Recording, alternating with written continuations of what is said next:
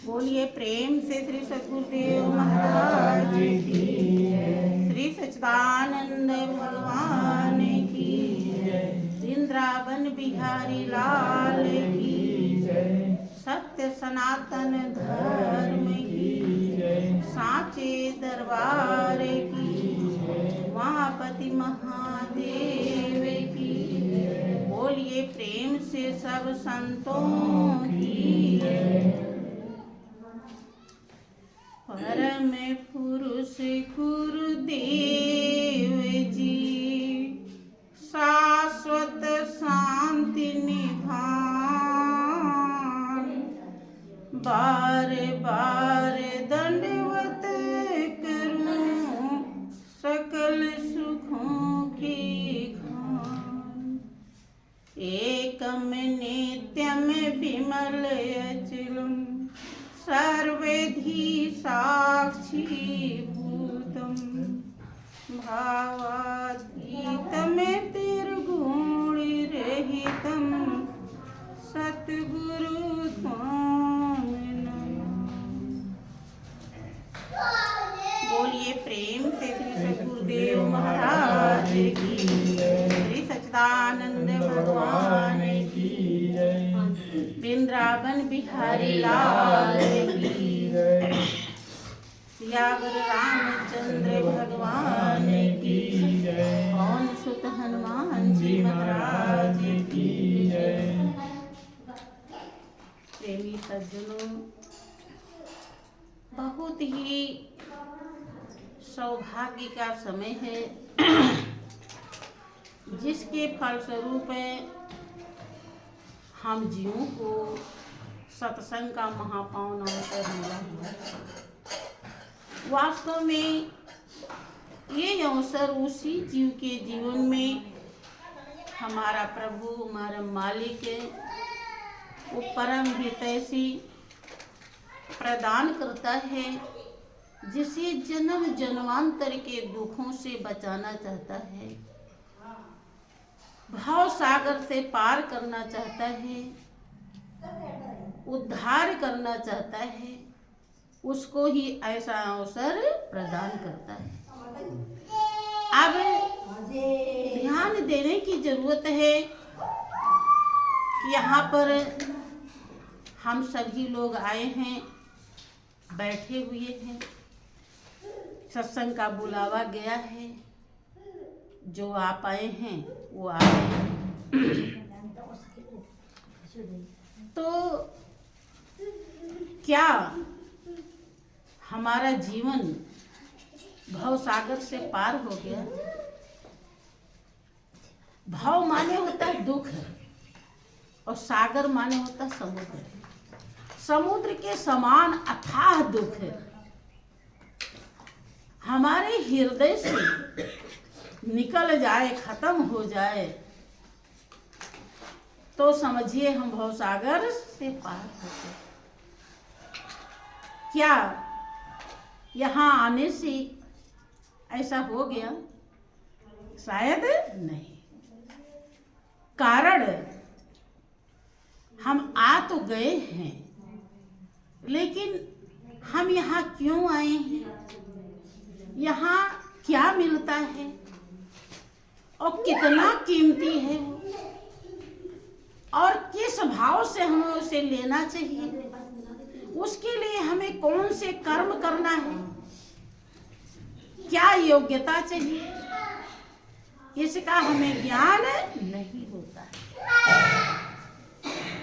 धीरे धीरे धीरे धीरे धीरे रे मना सब कुछ हुए, धीरे धीरे होता है, एकदम नहीं होता है। हाँ, मालिक अवसर प्रदान करता है। जिसके संस्कार जितने अच्छे होते हैं वो उतना ज्यादा समझता है। आए तो यहाँ इतने ही लोग हैं, लेकिन कोई कुछ लाभ पाएगा, कोई उससे ज्यादा पाएगा, कोई उससे ज्यादा पाएगा, कोई बहुत ज्यादा प्राप्त कर सकता है। जैसे उदाहरण हमेशा दिया जाता है, समुद्र के समान अमृत भरा हुआ है, समुद्र जैसा। अब जिसका जैसा बर्तन रहेगा वैसा वो भर के लाएगा। यहाँ पर गुरु की कृपा रूपी अमृत, प्रभु की दया रूपी अमृत भरपूर भरा हुआ है। लेकिन जो जितना समझेगा, जितना कदर करेगा, उतना ही उसे मिल पाएगा। अब एक कदर, परख, ज्ञान बहुत जन्मों के प्रयास से होता है। ज्ञान के समान शुद्ध करने वाला और कोई साधन नहीं है। लेकिन ज्ञान हमारे हृदय में तभी प्रकाशित होता है जब बहुत जन्मों की कर्म कमाई, सच्ची कमाई, सत्कर्म, प्रयास, लगन, श्रद्धा, भाव इकट्ठा हो जाता है, तभी संभव होता है, और नहीं तो होता नहीं। अब आप लोग सुनते रहते हैं कि उद्धव जी बहुत बड़े ज्ञानी थे, सुना है। लेकिन प्रेम किसे कहते हैं? उद्धव को इस का ज्ञान नहीं था। अब गोपियां भगवान कृष्ण के लिए व्याकुल रहती थी, बेचैन, क्योंकि प्रेम जो है वो बेचैन करता है। यद्यपि आप लोगों को भी बेचैनी होती होगी, होती है, होती होगी, लेकिन आपकी जो बेचैनी है वो मोह है, वो प्रेम नहीं है। आप कभी कभी अपने परिवार के लिए बेचैन होते हैं। कहीं गया है परिवार, कहीं संकट की घड़ी आ गई है, सुन लिए हैं।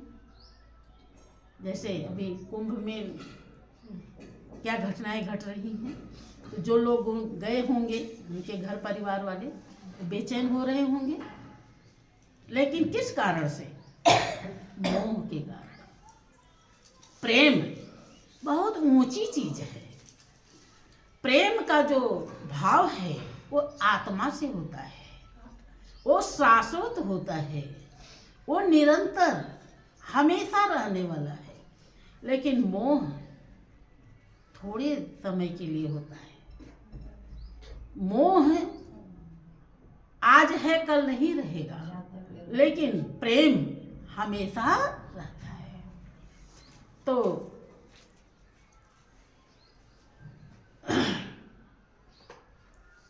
श्री सच्चिदानंद भगवान की गोपियों के हृदय में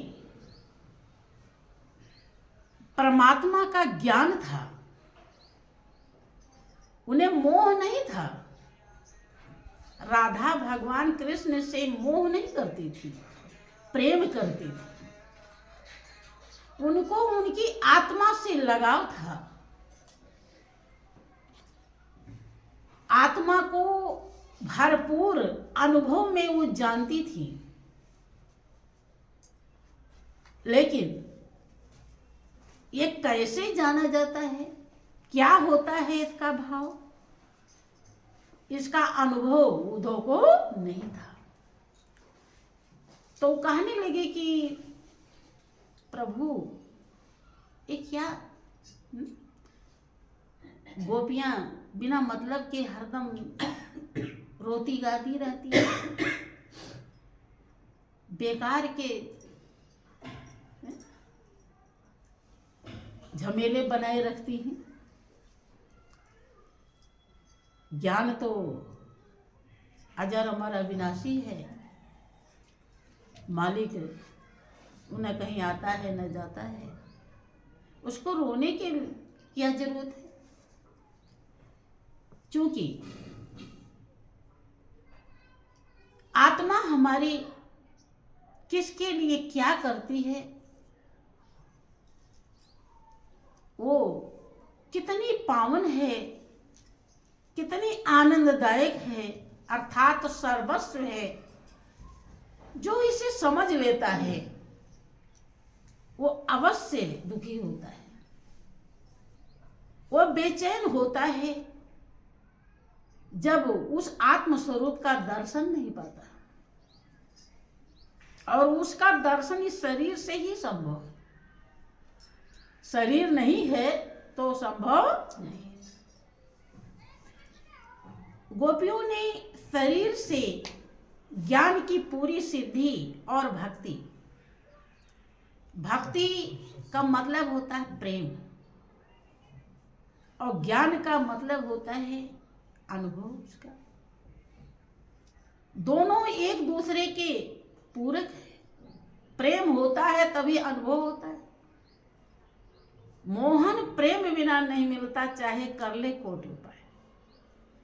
इसीलिए देखो प्रेमी भक्तों को समझाया जाता है कि आप लोग कुछ कर्म करें गुरु चरणों में। देखें ये जो काया मिली है, शरीर मिली है, सभी जानते हैं कि इसमें हमारी आत्मा बैठी हुई है। ये आत्मा का घर है, पिंजड़ा है। एक दिन इससे आत्मा अलग हो जाएगी और पिंजड़ा जानते हो जला दिया जाता है। और इसी शरीर के रिश्ते सभी से। जब ये शरीर नहीं है अपनी, जाती है साथ में? नहीं जाती। जब शरीर साथ में नहीं जाती तो शरीर के रिश्ते क्या जाएंगे? नहीं जाएंगे। लेकिन ये इन रिश्तों से क्या आप अलग हो पाते हो? होते हो? कह दे तो घड़ों पानी पड़ जाएंगे कि अब इन रिश्तों के साथ आपको नहीं रही है, आपके रिश्ते हैं नहीं, आप इन्हें छोड़ो। आसान है? नहीं। आप इन्हें नहीं छोड़ सकते हो जब तक सच्चाई का पूर्ण संस्कार नहीं होगा। छोड़ दोगे लेकिन ऐसे नहीं, पूरी सच्चाई समझनी होगी। छोड़ क्यों नहीं पाते हो? इसका क्या कारण है? क्योंकि इन्हीं के लिए आप खून पसीना लगाते हो, इनकी सेवा करते हो, आप इन्हीं में दिन रात लगे रहते हो। इसीलिए इनसे इतना लगाव हो गया है, ये समझते हुए भी कि ये मेरे नहीं हैं। इन एक दिन कब अचानक कब छोड़ देना पड़े साथ, कुछ पता नहीं। देखो लोग पति पत्नी साथ में जाते रहते हैं, घटना ऐसी आती है कि एक तुरंत खत्म हो जाता है और एक बच जाता है।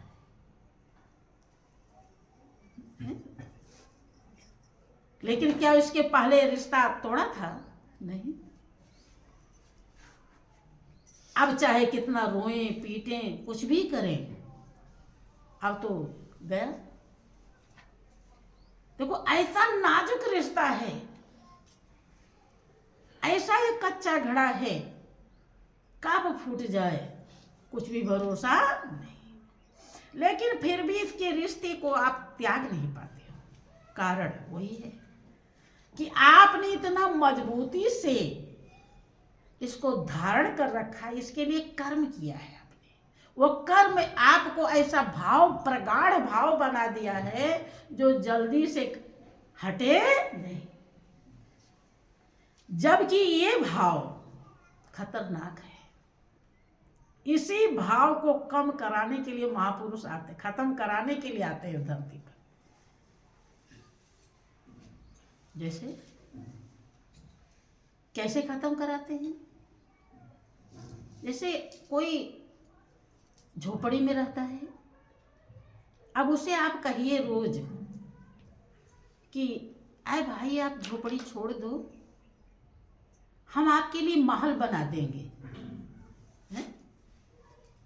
शीश महल, संगमरमर का महल आपके लिए हम तैयार करवा देते हैं, आप इस झोपड़ी से निकल जाओ। निकलेगा? नहीं। लेकिन आप कहो भी ना, उसी झोपड़ी के सामने एक बढ़िया जगमगाता हुआ महल बनवा दो, और आप कहो यह महल आपके लिए है, तो झोपड़ी को याद रखेगा? तुरंत ही भूल जाएगा। समझ रहे? जाने में देरी नहीं लगेगी, महल में पहुंच जाएगा। कहानी सुनी। ऐसे संत सतगुरु आपके संस्कार को धीरे धीरे धीरे धीरे धीरे धीरे निर्मल बनवाते हैं। कुछ सत्संग से, कुछ ध्यान से, कुछ दान से, सेवा से आपके संस्कार को पावन बनाते हैं। और जब संस्कार पावन बन जाता है तो जीवन की सच्चाई साफ दिखाई पड़ती है, हृदय मंजूर कर लेता है। क्या मंजूर करता है? कि दुनिया में जिंदगी के 4 दिन के खेलवा, झमेल कौने काम के, चाय के अकेलवा, झमेल कौने काम के, चाय के अकेलवा, झमेल कौने काम के। दुनिया में जिंदगी के 4 दिन के खेलवा, झमेल कौने काम के, चाय के अकेलवा, झमेल कौने काम के, चाय के अकेलवा, समझ जाता है। कितने रिश्ते नाते थे सब धीरे धीरे चले गए। ये हमारे दादा का फोटो है, ये हमारे बाबा का फोटो है, ये हमारे पापा का फोटो है, कहाँ चले गए? तो फिर और जो हैं ये भी चले जाएंगे। तो इनके झमेले में पड़ करके हम अपने ध्येय और लक्ष्य को क्यों भूल जाएं? हृदय जब निर्मल हो जाता है, गुरु के द्वारा संस्कार पावन बन जाता है, तो ये सच्चाई समझ में आ जाती है। और जब समझ में आ जाती है तो हम कहीं भी रहते हैं क्या करते हैं? कर से काम करो विधि नाना, और मन राखो जहाँ कृपा निधाना। हाथ से हम काम करते रहते हैं, लेकिन हमारा मन प्रभु में लगा रहता है। जो हमारा है, हृदय कहता रहता है कि ये तो केवल जीने के लिए है, जब तक हैं तब तक जरूरी है, आगे जब सफर में चलेंगे तो केवल मालिक ही मेरा साथी होगा। तो क्यों ना उस साथी को अभी से ही साथ में लिए रहे। आप सोते जागते उठते बैठते हमेशा उस साथी को अपने साथ में लिए रहते हैं। कभी भी श्री सच्चिदानंद भगवान की, श्री सद्गुरुदेव महाराज की। आप कभी भी उस साथी से विचलित नहीं होते। लेकिन ऐसा कब हुआ? जब सेवा सत्संग ध्यान रूपी नाव में आप हमेशा बैठे रहे। आप अपने लिए जब कुछ खाते हैं तो आपको ध्यान आना चाहिए कि हमें अपने, पता नहीं हमारे गुरुदेव खाए कि नहीं खाए। ऐसे भाव से भी आपकी सूरत उनके चौड़ों में पहुंच जाती है। यद्यपि महापुरुष अविनाशी सत्ता होते हैं, जो वास्तव में ना कहीं आती है और ना जाती है। शरीर छोड़ने के बाद भी वो आपके साथ ही रहती है, लेकिन वो एक दृष्टा के रूप में रहती है। वो देखती रहती है आप क्या कर रहे हो, और समय पर आप जब पुकारते हो तो आपका साथ भी देगी। जहां भी आप पुकारोगे वहीं मौजूद रहेगी। लेकिन ऐसा अनुभव होना सबके लिए आसान नहीं होता है। वही कर पाता है जो सेवा सत्संग ध्यान करता रहता है। जब आप ऐसा करते हो तब आपको गुरु चरणों से प्रेम हो जाता है। जैसे लगाओ बारी फुलवारी के लिए है, बाल बच्चों के लिए है, ऐसे लगाव गुरु चरणों में हो जाता है। इनका जो लगाव है वो हमें बंधन में बांध देता है।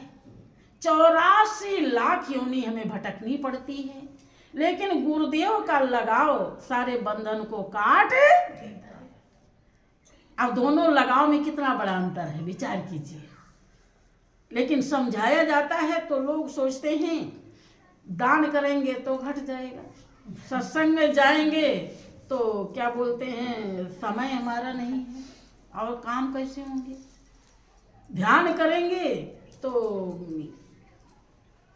दुनिया कम हो जाएगी। बहुत तो भगवान के ध्यान से घबराते हैं, क्या जब ध्यान करें, अभी वो काम बाकी है, अभी वो काम बाकी है। आपके जीवन का परम कर्तव्य प्रभु का ध्यान है। अब ये समझ लीजिए कि प्रभु का ध्यान क्यों करना जरूरी होता है, और सबका ध्यान और प्रभु के ध्यान में क्या अंतर है, आप ये समझिए।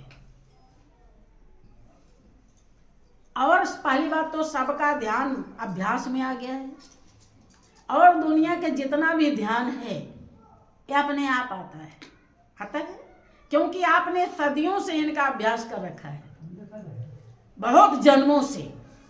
इसलिए इनके लिए कोई साधन बताने की जरूरत नहीं है। और इनका जो ध्यान है वो दुखदाई होता है। हाँ, किसी काम के लिए ध्यान किया जाए तो वो तो ठीक है, लेकिन ध्यान अनायास आता है, हरदम आता ही। भगवान के ध्यान में भी दुनिया का ध्यान आता है, क्योंकि अभ्यस्त हो गए हैं। इनका ध्यान दुखदाई क्यों है? क्योंकि जितने भी हमारे रिश्ते नाते हैं इस पाप भरी दुनिया में जीते हैं, सबके संस्कार अलग अलग हैं, और कुछ ना कुछ पाप दोष हर किसी को करना ही पड़ता है। सबके विचार अलग हैं, सबके कर्म अलग हैं, सब अपनी कर्म कमाई अलग अलग से लाए हैं। जैसे लाए हैं वैसे उनके भाव हैं, और जितने रोम नहीं हैं उससे ज्यादा पाप कर्म होता है। हमारे और भगवान में बस यही इतना अंतर है, हम सभी लोग गलतियों के भंडार हैं, लेकिन भगवान के अंदर कोई गलती नहीं। भगवान जो कुछ भी परमात्मा करता है उसे जब आप दोष लगाते हो तो आप भी और ज्यादा दोषी हो जाते हो, क्योंकि उसका विधान निर्दोष है, वो कभी गलत करता ही नहीं। अब आप जब गलती वाले को याद करते हो, जिसके अंदर गलतियां ही गलतियां हैं, तो आपके हृदय में क्या आएगा? अच्छाई आएगी कि गलती आएगी? जिसका याद करोगे जैसा वो रहेगा वैसे तो बनोगे। जितने भी रिश्ते नाते हैं वो गलतियों के भंडार होते हैं, बहुत ज्यादा पाप कर्म होता है, वो दोष होता है, उनके अंदर विकार होता है, और जब जब उन्हें याद करते हैं आप, वो आपके याद के साथ में वो आपके पास आ जाते हैं। तो और ज्यादा आपके अंदर तो है ही है, और उन्हें याद कर कर करके और आप भर लेते हैं।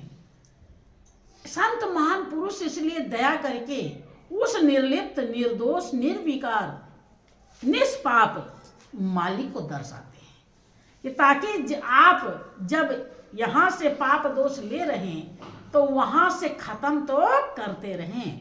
जब मालिक का ध्यान करेंगे, जितना देर ध्यान करेंगे, आप जब ध्यान में बैठते हैं तो मालिक के गोद में बैठते हैं।